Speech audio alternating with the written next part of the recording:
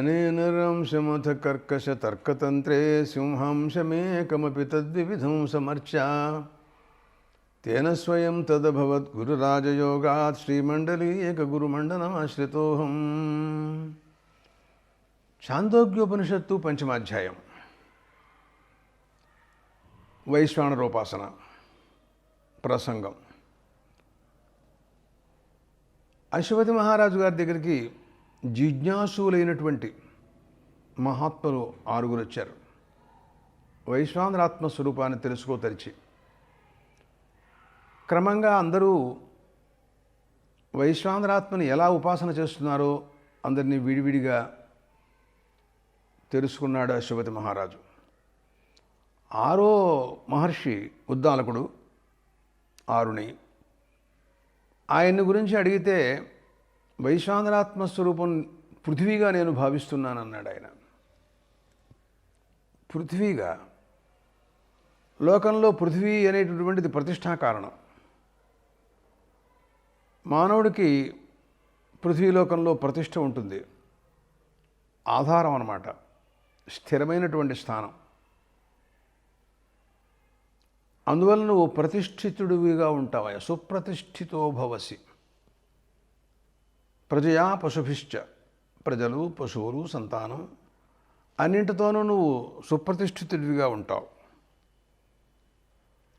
దీప్తాగ్ని, మంచి జఠరాగ్ని ప్రజ్వలిస్తూ ఆహారం తింటూ అరుగుతూ జీర్ణమై తర్వాత ప్రియమైనటువంటి విషయాలు వింటూ మీ వంశం అంతా బ్రహ్మవర్చస్సుతో ఉంటుంది. కానీ ఒక్కటే లోటు, వైశ్వానరాత్మ సర్వవ్యాపకమైనటువంటిది అయి ఉంటుండగా ఏకదేశమైనటువంటి పృథివీ మాత్రాన్ని, ఆ పృథివీ అంటే పద్భ్యాం పృథివ్యాం ప్రతితిష్ఠతి పురుష, పాదాలతో స్థితిని పొందుతాడు పృథివీ యందు మానవుడు. కాబట్టి పాదాలు పెట్టి నడుస్తాడు కాబట్టి పృథివీ మీద, పృథివీ శబ్దం చేత పాదములు అని అర్థం వచ్చేస్తుంది. నువ్వు ఇలా ఉపాసన చేయడం వలన ఏకదేశం పాదమాత్రాన్ని ఉపాసన చేయడం చేత నీ పాదాలు ఊడిపోయి పగిలిపోతాయి. అలాంటి ఉపాసన చేయమోక. సమగ్రమైనటువంటి ఉపాసన చేయడం శ్రేయస్కరం. నువ్వు నా దగ్గర రాక నువ్వు ఇలాగే ఉన్నట్టయితే నీకు చాలా చిక్కొచ్చి ఉండేది అని ఆయన నీకు పరిపూర్ణమైనటువంటి ఆత్మస్వరూపాన్ని నీకు నేను చెబుతాను అని అన్నారు. తాన్హోవాచ ఏతే వై ఖలు యూయం పృథగివ ఇమమాత్మానం వైశ్వానరం విద్వాంసో అన్నమత్థ యస్త్వైతమేవం ప్రాదేశమాత్రం అభిమానమాత్మానం వైశ్వానరముపాస్తే సర్వేషు లోకేషు సర్వేషు భూతేషు సర్వేష్వాత్మసు అన్నమతి. మహాత్ములారా, మీరందరూ ఒక రకంగా అదృష్టవంతులు. అసలు వైశ్వానరోపాసన అనేది చాలా విశిష్టమైనటువంటిది. దాన్ని మీరందరూ పరిపూర్ణంగా తెలుసుకోలేకపోయినా ఏకదేశంగా అయినా తెలుసుకుని ఉపాసన చేయటం ఎంతో అదృష్టం. దానివలన మీకు సమస్త లోకాల్లోనూ ఎటువంటి ఇబ్బంది లేకుండా ఇదివరకు చెప్పిన ప్రకారంగా అంతటా కూడా అన్న సమృద్ధి, అన్న దీప్తాగ్ని, అహం వైశ్వానరోభూత అని లోపల ఉన్నటువంటి జఠరాగ్ని, అది పచనం చేస్తేనే కదా మనం అది జీవించేది మనం చాలా కాలం. అందువలన ఇలాంటి స్థితులన్నీ ఉండటం చాలా బాగుంది. అయితే మీకు నేను చెప్పవలసిన మాట ఏంటంటే, శిరస్సు మొట్టమొదట్లో ఆయన మూర్ధ వైశ్వానర ఆత్మ స్వరూపం అన్నాడు ఆయన. చివరిలో ఈయనేమో పాదములు అన్నాడు ఈయన. మధ్యలో మధ్యదేహం అన్నాడు, కన్ను అన్నాడు. ఇట్లా చూస్తే ఈ శరీరం మాత్రమే వైశ్వానరుడు అనే భావన మీలో నాకు కనపడింది. మొత్తం మీ అందరి యొక్క మాటలను నేను వినగా ప్రాదేశమాత్రం ఏదో పురుషుడు సహజంగా ఇంతే కదా, మిగిలిన శరీరం అంతా దానికి అంగంగా ఉంటూ ఉంటుంది. ఇలాంటి స్వరూపాన్ని, పరిచ్ఛిన్నమైనటువంటి ఆత్మస్వరూపం, సర్వవ్యాపకమైనటువంటి ఆత్మని మీరు తక్కువ చేసి ఒకానొక అవయవాలు మాత్రాన్ని మీరు ఉపాసన చేయటం, దీనికి ఓ దృష్టాంతం చెప్పారు భాష్యకారుడు. ఓ గుడ్డాడు ఉన్నట్ట, వాడికి ఏం కళ్ళు లేవు. వాడికి ఎవరో ఏనుగుని చూపించారట. చూపిస్తే వాడి ఇట్లా చేత్తో తగులుతూ చెవులు చూసేట, పట్టుకున్నట్టు ఇట్ట అన్నట్ట. అవి చాటల్లాగా కనపడితే వాడు అనుకున్నట్టు ఏనుగు చాటంతో ఉంటుంది అని అనుకున్నట్టు వాడు. తర్వాత వెనకాల పక్కకి వెళ్ళి తోక పట్టుకున్నట్ట. ఆ తోక చీపిరి కట్టలాగా ఉందిట. ఓహో, ఏనుగు చీపిరి కట్ట ఉంటుంటుంది అని అనుకున్నట్ట. ఎంత బాగుంటుంది ఈ మాట. అలా ఉంది మీ ధోరణి అంతా కూడా చూస్తే. ఒక్కొక్కళ్ళు ఇలా చెప్పారు నాకు, మీరు ఇదే కదా అని అంటూ ఆయన ఇలా కాకుండా ఇంకొక చోట శాఖాంతరంలో మూర్ధాది చుబుకాంతం, ఇది ప్రాదేశమాత్రం అంటే గడ్డం దగ్గర నుంచి శిరస్సు దాకా లెక్కేస్తే ప్రాదేశమాత్రం వస్తుంది అని బృహదారణికని చెప్పింది ఒక చోట. ఇట్లా పరిచ్ఛిన్నమైనటువంటి ఆత్మస్వరూపాల గురించి మీరు ఇలా చెప్పడం అనేది బాగులేదు అని అన్నారు. ఇది సర్వవ్యాపకమైనటువంటి ఆత్మస్వరూపం. ఇప్పుడు దీని గురించి మరి వర్ణించాలి అంటే ఓ మాట చెబుతాను వినండి. మీరు చెప్పినవన్నీ వేరువేరు కాకుండా ఇవన్నీ సమూహాత్మకంగా ఒక పరమాత్మలో ఉండాలి. తస్య హవా ఏతస్య ఆత్మనో వైశ్వానరస్య మూర్ధైవ సుతేజాశ్చక్షుర్విశ్వరూప ప్రాణః పృథగ్వర్త్మా ఆత్మా సందేహో బహుళో బస్త్రేవ రై పృథివ్యోపాదో ఉరైవ వేదిర్లోమ అనబర్హిర్హృదయం గార్హపచ్చో మనః అన్వాహార్యపచనం వాస్యమాహవనీయ. సమగ్రమంగా మీరు ఇదంతా భావించాలి.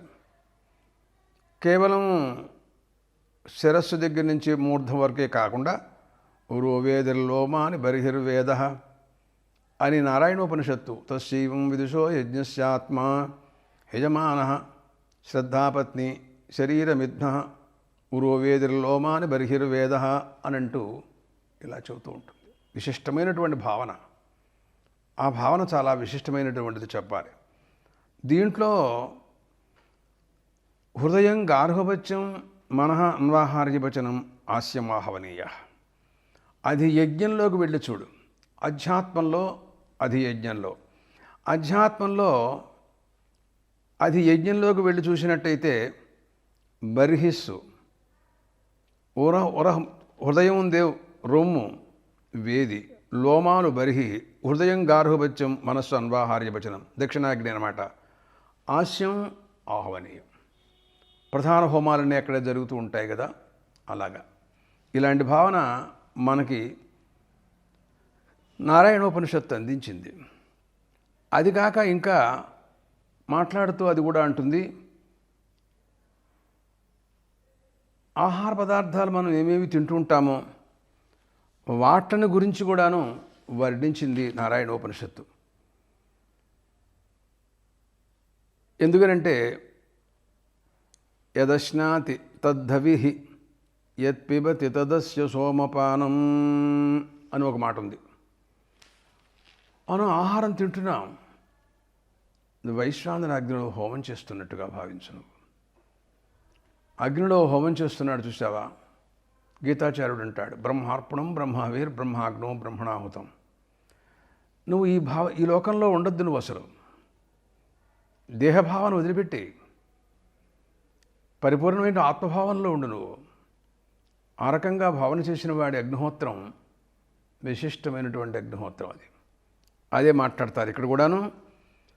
ఇప్పుడు ఎంతవరకు వైశ్వానర ఆత్మస్వరూపాన్ని సమగ్రమైనటువంటి దాన్ని అశ్వతి మహారాజు గారు వీళ్ళందరికీ బోధించారు. శోభాని బర్హి హృదయంగార్హపత్యో మనోన్వాహార్యవచనం ఆస్యాత్ ఆహవనీయ అంటూ. ఇది ఇంచుమించుగా ప్రత్యేగాత్మతయ, ఇది లోపల అధ్యాత్మంలో ప్రత్యేగాత్మ స్వరూపంగా దీన్ని మనం తెలుసుకోవాలి. లోపల వైశ్వానరుడు ఉన్నాడు. విశ్వాన్నరాన్నయితి పుణ్యపాపానురూపాం గతిం. ఇది విశ్వానరేవ వైశ్వానర. మానవుడికి పుణ్యపాప గతులన్నిటి పొందించేది ఆయనే. లోపల ఉంటాడు ఆయన, సర్వాత్ముడు. అటువంటి వాడిని మీరు సమగ్రమైనటువంటి స్వరూపంగా మీరు ఉపాసన చేయాలి. అలా చేసినట్టయితే సర్వలోకాల్లోనూ అన్నాదోభవతి, ఎక్కడా కూడా మీకు ఇబ్బంది లేకుండా సర్వలోకాల్లోనూ సంచరిస్తారు.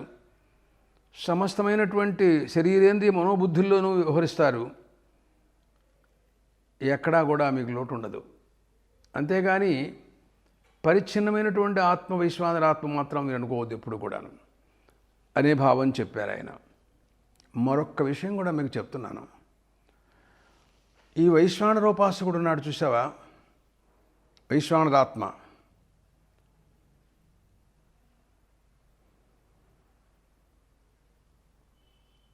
ఈ ఆత్మస్వరూపాన్ని తెలుసుకుని ఎవరైతే అగ్నిహోత్రం చేస్తూ ఉంటుంటారో, వైశ్వానరవేత్త, వైశ్వానర ఆత్మస్వరూపం తెలుసుకున్నటువంటి వాడు ఎవరైతే హోమం చేస్తుంటుంటారో, ఆ హోమం మామూలు చేసి అగ్నిహోత్రానుష్ఠానం చేయటం అనేటటువంటిది విశిష్టమైనటువంటిది అని దీంట్లో చెప్పదలుచుకున్నారు. ఆ మామూలు అగ్నిహోత్రానుష్ఠానం కంటే వైశ్వానరోపాసకుడు చేసే అగ్నిహోత్రానికి ప్రత్యేకత, ఒక విశిష్టత ఉంది అని బోధించతలిచింది శృతి.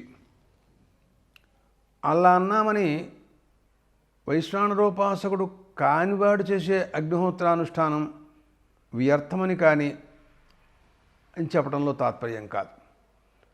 ఇతను చేసేటటువంటి ఉపాసకుడు చేసే అగ్నిహోత్రం ఉందే, అది చాలా విశిష్టమైనటువంటి ఫలం అని చెప్పదలుచుకుని ప్రారంభిస్తూ మాట్లాడుతూ, తద్యద్భుక్తం ప్రథమమాగచ్చేద్ ధూమీయం సయాం ప్రథమామాహుతిం జుహుయాత్ తాం జుహుయాత్ ప్రాణాయ స్వాయేతి ప్రాణస్తృప్యతి అని అంటుంది. ఇతను మొట్టమొదట్లో ప్రాణాయ స్వాహ అని ఒక ఆహుతి వేసుకున్నాడు లోపలికి. ప్రాణాహుతి ప్రథమమైనటువంటి ఆహుతి. అపానాయ ముందు వ్యానాయ చెప్పి తర్వాత అపానాయ చెబుతారు. ఎట్లాగైనా 5 ఆహుతులు. వీటిలన్నిటినీ కూడాను వీటి వలన ప్రాణం తృప్తి చెందుతుంది. దాని మీద వ్యాఖ్యానించి ప్రాణే తృప్యతి చక్షుస్తృప్యతి, చక్షుషి తృప్యతి ఆదిత్యస్తృప్యతి, ఆదిత్యే తృప్యతి జౌస్తృప్యతి, దివి తృప్యంతాం యత్కించిత్ జౌశ్చ ఆదిత్యశ్చ అభితిష్ఠితః తృప్యతే తస్యానుతృప్తిం తృప్యతి ప్రజయా పశుభిరన్నాద్యేన తేజసా బ్రహ్మవర్చసేనేతి అని అంటుంది. ఈ ఆహుతి వేయటం వలన వైశ్వానరోపాసకుడు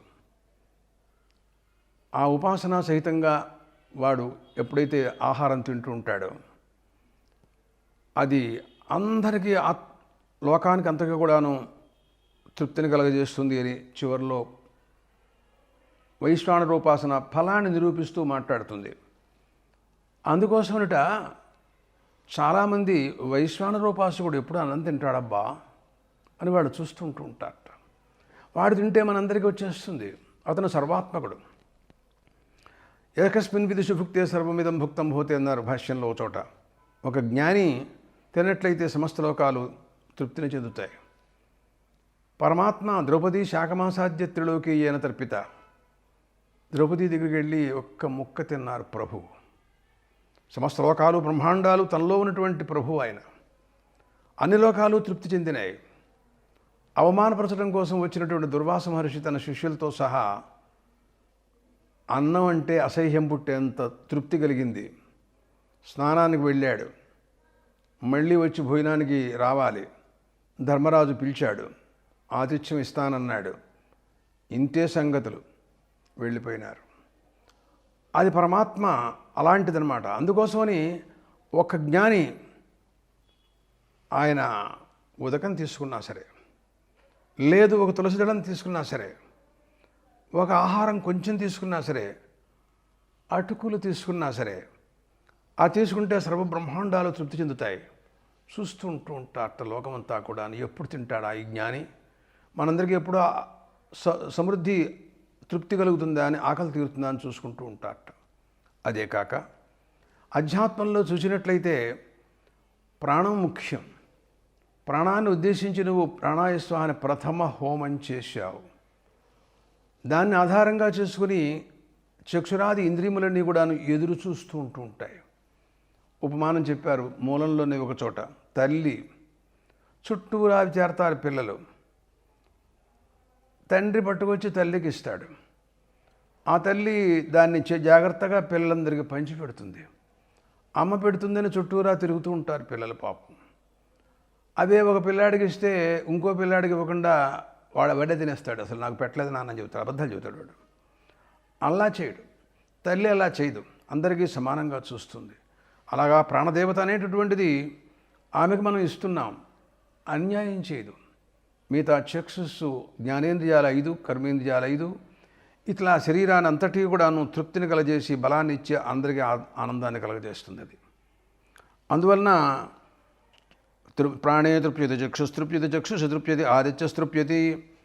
అంతేకాదు, ఈ ఒక్కొక్క దేవతకి కన్నుకి అధిష్టాన దేవత సూర్యుడు. అట్లా లోపల దేవతలు కూడా ఉన్నారు, వాళ్ళు కూడా చూస్తూనే ఉంటారు. ఎప్పుడు ప్రాణదేవత ఆహారం తీసుకుంటే మనందరం కూడా కొంచెమో గొప్ప మనకు కూడా వస్తుంది కదా. దేవుడి గుడిలో కొద్ది ప్రసాదం పెడతారు, దానికోసం మనంతా ఎదురు చూస్తూ ఉంటాం. కాస్త పెట్టినా చాలు, ప్రసాదం కదా అని వాళ్ళందరూ కూడా చూస్తున్నారు. తేజసా యశసా బ్రహ్మవర్చసేన అని అన్నారు. అట్లాగే యాన్ ద్వితీయాంజుహుయాత్ తాంజుహుయాత్ వ్యానాయ స్వాహేతి వ్యానస్తృప్యతి. వ్యానాయ స్వాహ అని హోమం చేశాడు. వ్యానే తృప్యతి శ్రోత్రం తృప్యతి, శ్రోత్రే తృప్యతి చంద్రమాస్తృప్యతి. అబ్బా, వ్యానం కనుక తృప్తి చెందినట్టయితే వ్యానవాయువు దాంట్లో హోమం చేయంగానే అది తృప్తి చెందుతుంది. మిగిలిన మరి శ్రోత్రం కానీ చంద్రుడు తృప్తి చెందుతాడు. ఆయన్ని అనుసరించి దిక్కులు, ఆయన్ని అనుసరించి ఇంకా అధిష్టాన దేవతలు, ఈ శరీరంలో ఉన్నటువంటి వాళ్ళందరూ కూడా తృప్తి చెందుతారండి. ఒక్క ప్రాణవాయువుకి మనం ఇచ్చినట్లయితే, ప్రాణానికి ఇచ్చినట్లయితే తృప్తింజుఫది ప్రజయా పశు బ్రహ్మవర్చసేన అన్నాద్యైన జీర్ణశక్తి, మంచి జీర్ణశక్తితో ప్రజాపశు సంపత్తితో అందరూ కూడాను సుఖంగా ఉంటారు. అట్లా మళ్ళీ యాన్ తృతీయాంజుహుయాత్ తాంజుహుయాద్ అపానాయ స్వాహేతి అపానస్తృప్యతి. అపానాయ స్వాహ అని మళ్ళీ హోమం చేశావు లోపలికి. అపానే తృప్యతి వాక్ తృప్యతి, వాచి తృప్త్యంచాం అగ్నిస్తృప్యతి, అగ్నౌ తృప్యతి పృథివీ తృప్యతి, పృథివ్యాం తృప్త్యంచాం యత్కించ పృథివీ చ అగ్నిశ్చ అధితిష్ఠతః అని. ఎప్పుడైతే వాక్కు కూడా తృప్తి చెందుతుంది. వాక్కు తృప్తి చెందకపోయినట్టయితే నీకు మాట రాదు, మాట్లాడలేవు. అది తృప్తి చెందినట్టయితే అగ్నిదేవుడు అధిష్టాన దేవత వాక్కుకి, ఆయన కూడా ఆనందపడతాడు. పృథివీ తృప్తిని చెందుతుంది. ఇంకా పృథివీ యందు ఉన్నటువంటి అందరూ కూడాను తృప్తి చెందుతారు. తస్యా తృప్తిం తృప్యతి ప్రజయా పశువిరన్నాజ్యేన. అలాంటి ఉపాసకుడికి ప్రజా పశు సంపత్తులతో అంతరు కూడా ఎంతో ఆనందంగా తొలతూగుతూ ఉంటాడు. అయితే 5వ ఆహుతి పంచమీంజుహుయాత్ తాంజుహుయాద్ ఉదానాయ స్వాహేతి ఉదానస్తృప్యతి, ఉదానే తృప్యతి త్వక్ తృప్యతి, త్వచి తృప్త్యంచాం వాయుస్తృప్యతి అంటూ ఉదానాయ స్వాహ అని హోమం చేశాడు. దాంతో చర్మానికి సంబంధించినటువంటి లోటు, ఎండిపోవటం కానీ అలాంటివి ఏమి ఉండవు, బాగుంటుంది. అలాగా క్రమక్రమంగా ఆకాశంలోంచి ఇంకా మిగిలిన వాళ్ళందరూ కూడా తృప్తి చెందుతారు. ఇది ఈ రకమైనటువంటి విధానం అంతా చెప్పారు. ఈ పైన ఒక్క మాట చెప్తున్నారు మహర్షులారా. ఏదం అవిద్వానగ్నిహోత్రం జుహోతి యథా అంగారానపోహ్య భస్మన జుహుయాత్ తాదృక్ స్యాత్. ఈ విద్వాంసుడు ఎవరైతే ఈ రహస్యాన్ని ఎరగక, ఈ వైశ్వానరోపాసనని తెలుసుకోలేక ఉపాసన చేయకుండా అగ్నిహోత్రం చేస్తాడో, యథా అంగారానపోహ్య కణకలనాడుతున్నటువంటి నిప్పులన్నింటినీ అవతలకు తోసి అక్కడ బూడిదుంటే ఆ బూడిదలు హోమం చేసినట్టు అయ్యేవాడు. నిరుపయోగం. బూడిదలో పోసిన పన్నీరులాగా అంటుంటాం చూడు మనం, అది పరిస్థితి. అంటే ఇక్కడ అజ్ఞకృత అగ్నిహోత్రాన్ని నిందించింది. అంటే మామూలుగా రోజు చేసే అగ్నిహోత్రానికి ఈ వైశ్వానరోపాసన సంబంధం ఏంటి అసలు? మామూలుగా అగ్నిహోత్రం చేసుకుంటాడు, అగ్నిహోత్రానికి సంబంధించినటువంటి ఉపాసనలు ఉంటాయి, ఆ ఉపాసనలన్నీ చేసుకుంటాడు. మరి ఇదేమిటి? ఇది కూడా అలాంటిది, దాంట్లోనూ చాలా ఉపాసనలు ఉన్నాయి. అవి లేకుండా చేసినట్టయితే ఏమీ వాడికి ప్రయోజనం లేదు. భస్మలో హోమం చేసినట్టే తప్ప ప్రయోజనం లేదు. కాటకంలో తైత్రీయం ఉంటుంది ఒక ప్రసంగంలో, ఒక అవివేకి కర్మానుష్ఠాతంలో వివేకంతో కూడినవాడు దేహేంద్రియ సంఘాతం కంటే విలక్షణమైనటువంటి ఆత్మస్వరూపాన్ని పరిపూర్ణంగా ఆత్మ దీనికంటే విలక్షణమైనటువంటి దీన్ని తెలుసుకుని వివేకంతో ఉంటాడు వాడు. అది సావిత్రాగ్ని ప్రసంగంలో ఉంది. సావిత్రాగ్ని స్వరూపం నేనే ఉన్నాను, కానీ దేహేంద్రియ సంఘాతం నేను కాదు అనే దృఢ విశ్వాసంతో ఉన్నాడు. వాడు కర్మ చేస్తున్నాడు. సావిత్రాగ్ని స్వరూపం నేను అనే భావన తెలియక దేహేంద్రియ సంఘాతమందు ఆత్మభావనతో చేసే అజ్ఞుడు ఉన్నాడు. వాడు కర్మ చేస్తున్నాడు. ఈ ఇద్దరు చేసినటువంటి కర్మఫలం స్వర్గలోకంలో, ఆ కర్మఫలాన్ని స్వర్గలోకంలో ఉంచారు. ఇతను శరీరత్యాగానంతరం ఆ కర్మఫలం అనుభవించడం కోసం స్వర్గలోకంలోకి వెళ్ళాలి. అహోరాత్రైర్వా ఇదగుం సయగ్భిః క్రియతే ఇతరాత్రాయ దీక్షిషిత అనంటూ శృతి మాట్లాడుతూ ఉంటుంది. అహోరాత్రాభిమాన దేవతలు ఆ కర్మఫలాన్ని ఒక నిధి, సేవధి, ఒక పాత్రలో పెట్టి ఉన్నదాన్ని కాపాడుతూ ఉంటారు. దాన్ని రక్షిస్తూ ఉన్నటువంటి పరిస్థితుల్లో ఎవడైతే అజ్ఞాని ఉంటాడో అజ్ఞానికృతమైనటువంటి కర్మఫలాన్ని ఇతను మళ్ళీ వచ్చి నా కర్మఫలం ఏది అని అడిగే లోపల ఆ అహోరాత్రాభిమాన దేవతలు దాన్ని తినేసి తాగేస్తారు. వాడు జ్ఞాని కనుక చేసినటువంటి కర్మఫలం ఉందే రక్షిస్తూ వాడు వచ్చిన తర్వాత వాడికి అప్పచెబుతారు. వాడు ఇది వాడికి వీడికి తేడా అనే విషయాన్ని మాకు తెలియజేసింది ఒకానొక ప్రకరణంలో. అంటే ఇక్కడ మనకి ఈ మాట వినేటప్పటికీ ఏదం విద్వాన్ అగ్నిహోత్రం జుహోతి యథా అంగారానపోహ్య భస్మజుహుయా తాదృక్ష్యాత్. కాబట్టి బూడిదలో పన్నీరు పోసినట్టుగా చేసినట్టు అయిపోతుంది అని అంది. తరువాత అథజ ఏవం విద్వాన్ అగ్నిహోత్రం జుహోతి తస్య సర్వేషు లోకేషు సర్వేషు భూతేషు సర్వేష్వాత్మసుహృతం భూతి. ఎవరైతే ఈ రకంగా ఆత్మస్వరూపాన్ని వైశ్వానర ఆత్మస్వరూపాన్ని తెలుసుకుని హోమం చేస్తారో, వైశ్వానరోపాసన అనేటటువంటిది అహం వైశ్వానరో భూత్వా ప్రాణినాన్ దేహమాశ్రిత ప్రాణాపాన సమాయుక్త పచామ్యన్నం చతుర్విధం అని గీతాచార్యుడు అన్నారు. ఆ రకంగా అక్కడ పరమాత్మ వైశ్వానర స్వరూపంతో ఉంటూ మనం తిన్న ఆహారాన్ని మళ్ళీ పచనం చేస్తూ ప్రాణాపానాలతో వాటి సహాయ సంపదతో కూడి ఆయన మళ్ళీ దాన్ని అంతా పచన చేసి శరీరంలో రక్తమాంసాదులు మిగతా వాటన్నింటి కూడా పుష్టినిస్తూ దేహాన్ని కాపాడుతూ రక్షిస్తూ ఆయన అడుగడుగునా కూడా జాగ్రత్తగా చూస్తూ ఉంటాడు. పరమాత్మ మన్ని కాపాడుతూ ఉంటారు. ఆ రకమైనటువంటి వైశ్వానర స్వరూపం ఏమిటి అంటే మూర్ధైవ సుతేజాహ అనేటటువంటి గుణాలతో ఉరోవేదిర్లోమ అని బర్హిర్వేదస్యగా హృదయం అని చెప్పిన ప్రకారంగా ఆ వైశ్వానర ఆత్మస్వరూపాన్ని ఉపాసన చేస్తూ ఉపాసకుడైన వాడు చేసినటువంటి అగ్నిహోత్రం అది చాలా విశిష్టమైనటువంటిది, మామూలుగా చేసేటటువంటి అగ్నిహోత్రం కంటే అని దాని ఎంతో ప్రశంసించారు. అలాంటి జ్ఞాని యథా ఇషికా తూలమగ్నో ప్రోతం ప్రదూయేత ఏవగం హాస్య సర్వే పాప్మాన ప్రదూయంతే ఏతదేవం విద్వాన్ అగ్నిహోత్రం జుహోతి అన్నారండి. ఎవరైతే ఈ వైశ్వానరోపాసన అగ్నిహోత్రం ఆ రకంగా ఆ వైశ్వానరాగ్ని స్వరూప ధ్యాన తత్పరులై నిరంతరం ఆ దృష్టిలో ఉంటూ ఎవరైతే అగ్నిహోత్ర ఉపాసన చేస్తారో అలాంటి వారికి యథా ఇషీకాతూలమగ్నో ప్రోతం, ఒకనొక దూది కానీ మరొకటి దర్భములు కానీ ఏదైనా అగ్నిలో వేస్తే ఎలా మాడిపోతుందో, ఏవగం హాస్య సర్వే పాపాన ప్రదూయంతే, అలాంటి జ్ఞానికి సంబంధించినటువంటి పాపాలన్నీ కూడా భస్మమైపోతాయి. ఎవరైతే తెలుసుకుని ఈ రకంగా అగ్నిహోత్రం చేస్తారో అని చెప్పడంలో ఉద్దేశ్యం ఏమిటి అని మనం అడిగినట్లయితే,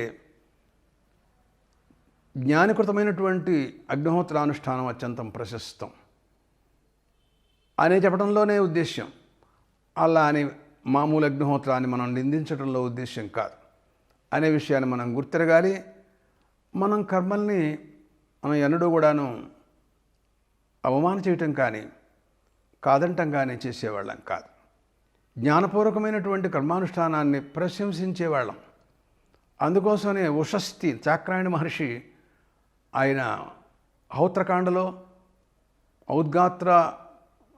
ఉద్గాత ప్రస్తోత ప్రతిహర్త ఋత్విక్కులు గానం చేసే చోటకు వెళ్ళి కూర్చుని నా సన్నిధానంలో ఉంటూ నువ్వు ప్రస్తోత్రయా దేవత ప్రస్తావన్వాయత్త తాంచేది విద్వాన్ మూర్ధాతే వ్యపతిష్యతు అన్నాడు ఆయన. ఓ ప్రస్తోత, నేను కూర్చునుండగా కూడా ప్రస్తావదేవత ఎవరో ఏమో తెలియకుండా కూడా నువ్వు గానం చేస్తావా అంటే నా సాన్నిధ్యం లేనప్పుడు నువ్వేం చేస్తావు, ఇప్పుడు చేయడానికి వీల్లేదు అంటే ఒకప్పుడు చేసుకోవచ్చు అని అర్థం కనపట్టల్లా. ఉభూకృత యశ్చైతి దేవం వేద యశ్చన అనంది వేదభాష్య ప్రారంభంలో, ఉపోద్ఘాత భాష్యంలో. ఇద్దరు చేస్తున్నారు. యశ్చ ఏతదేవం వేద యశ్చన, జ్ఞాని అజ్ఞాని కశ్చిద్ధమాస్మాన్ లోకాత్ ప్రేచ్ఛ అని ఇప్పుడు మనం కాటకంలో ఇద్దరున్నారు అని కూడా చెప్పుకున్నాం. అలా మనం అవిద్వత్కృతమైనటువంటి కర్మను గురించి ఏదైనా ఒకచోట నిందన గురించి ప్రస్తావం వచ్చినప్పుడు విద్వత్కృతమైనటువంటి కర్మ ప్రశస్తమని చెప్పడంలో తాత్పర్యం అర్థం తెలుసుకోవాలి. దీన్ని నిందించడం చేత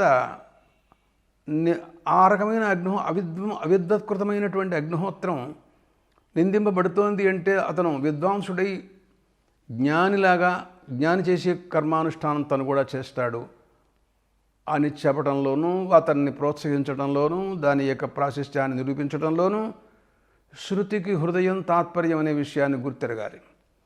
మనం ఆ రకమైనటువంటి సమన్వయంతో చెప్పేటటువంటి వాళ్ళమే కానీ ఎన్నడూ ఎప్పుడు ఎక్కడా కూడా నిందించడం కోసమని ఎక్కడా బయలుదేరలేదు. ఒకవేళ నిందలు ఉన్నా కూడా వాటికన్నింటికి కూడాను తాత్పర్యాలు ఇలా తెలుసుకోవాలి.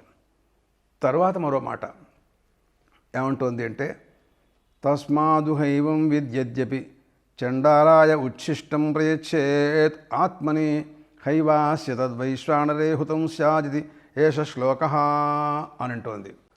ఇలాంటి జ్ఞాని అతను ఒకవేళ ఆహారం తిని ఆ ఉచ్ఛిష్టాన్ని ఒకవేళ ఏ చండాలుడికో పశు హింసకుడికో ఇచ్చినా కూడా అతను ఆ తర్వాత దాన్ని తిన్నట్లయితే అతను వేసినటువంటి లోపల ఆహారం పరమాత్మ యందు వేసినట్టుగా అది ఆ రకమైనటువంటి భావంతోనే దాన్ని మనం అర్థం చేసుకోవాలి. అంటే అతను నీచోపాధిలో ఉన్నాడు కనుక అతనికి ఇస్తున్నందువలన అపాత్రదానంగా అపాత్రుడికి పవిత్రమైనటువంటి వస్తువును సమర్పణ చేయటం వల్ల వచ్చే పాపం వస్తుందనుకోవడానికి కూడా అవకాశం లేదు. అందుకోసమే సర్వత్ర భావన అదే శునిచైవ శ్వపాకైచ పండితాశ్రమ దర్శన విద్యా వినయ సంపన్నే బ్రాహ్మణే గవిహస్తిని శునిచైవ శ్వపాకైచ పండితాశ్రమ దర్శన అన్నాడు గీతాచార్యుడు. ఉత్తమోపాధి విద్యా వినయ సంపన్నే బ్రాహ్మణే. గవి రజోగుణ ప్రధానమైనటువంటిది, హస్తిని తమోగుణ ప్రధానమైనటువంటిది. అందరిలో కూడాను శూలిచ శ్వపాకైచ పండిత సమం బ్రహ్మ పశ్యంతి, బ్రహ్మతత్వాన్ని చూస్తుంటుంటారు మహాత్ములైన వాళ్ళు. ఆ దృష్టితో ఉంటారు వాళ్ళు, ఆ రకంగా భావిస్తూ ఉంటుంటారు. అలాంటిది వైశ్వానరోపాసకుడు ఈ విజ్ఞానాన్ని అతను ఆహారం తిన్నా చాలు, ఎంత తిన్నా చాలు. నేమే పృథుకతండులా అన్నారు భగవద్గీతలో, భాగవతంలో. ఇవి మాం ప్రేణయంతి అన్నారు పరమాత్మ. ఈ తండులాలు నన్ను ఎంతో ఆనందపరిచినాయి అని కుచేరుడితో చెప్పారు. ఆయన తృప్తి చెందారు అంటే బ్రహ్మాండములన్నీ కూడా తృప్తి చెందినట్టే కదా. సాక్షాత్ భగవానుడికి సమర్పించాడు. మనమేదో ఈ రోజున ఏదో ఇచ్చి ఒక బొమ్మ దగ్గర కూర్చుని ఇట్లా చేతులు ఊపుతూ చేస్తుంటాం మనం. అలా కాక సాక్షాత్తు బ్రాహ్మణముఖే హుతం అగ్నహుతం, మొట్టమొదటి బ్రాహ్మణముఖే హుతం. అలా బ్రాహ్మణముఖంలో హోమం చేయబడింది చాలా ప్రశస్తం అని చెప్పారు భగవానుడు. తర్వాత అగ్నిలో హోమం చేయబడింది కూడా ప్రశస్తం అని చెప్పారు. ఇలాంటివన్నీ కూడాను మనం తెలుసుకోవాలి. వీటన్నిటిని అర్థం తెలుసుకోవాలి. వీట్ల పట్ల విపరీతమైనటువంటి భావన మానుకోవాలి. అర్థం చేసుకోలేక ఏదో తోచినట్టుగా మాట్లాడటం మనం పనికిరాదు. కాబట్టి విద్వత్స్తుతి తర్వాత ఈ రకమైనటువంటి విధానంలో అధ్యాత్మ విద్యలో ఛాందోగ్యోపనిషత్తు వైశ్వానరోపాసన ఆశ్చర్యకరమైనటువంటి ఉపాసన. దీనికి మనకు అనుగ్రహించింది అంటే సమగ్రమైనటువంటి విచారణ. 6 మహర్షులు వాళ్ళ వైశ్వానరోపాసన స్వరూపాన్ని తెలుసుకొని అశ్వపతి మహారాజు వాళ్ళ భావాలతో ఏకీభవించి దానికి ఫలాన్ని కూడా ప్రశంసించి అయినా లోటుపాట్లను తీర్చడం కోసమే అనుగ్రహ దృష్టితో ఆయన ఒక ఆచార్యుడిగా వీళ్ళందరినీ తగిన రీతిలో వైశ్వానరాత్మ స్వరూపాన్ని బోధించాడు అంటే దాంతోపాటు ప్రాసంగికంగా అగ్నిహోత్ర స్వరూపం, అగ్నిహోత్రానుష్ఠానాన్ని గురించి కూడా మాట్లాడారు ఆయన. అలాంటి విజ్ఞానం మనకి ఈ ఉపనిషత్తులు మనం ఎన్నడూ కూడా మర్చిపోకూడదు. నిరంతరం మననం చేస్తూ ఉండవలసినటువంటి విజ్ఞానం ఇదంతాను.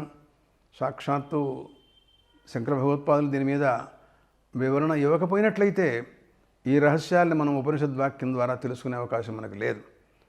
అట్లా ఆచార్యవర్యులైనటువంటి శంకర భగవత్పాదులు మూలమైనటువంటి ఉపనిషత్తు వీటిలన్నింటినీ నిరంతరం స్మరణ చేస్తూ వైశ్వానరోపాసన ద్వారా పొందవలసినటువంటి పరిపూర్ణ ఫలాల్ని మనందరం పొందుగాక.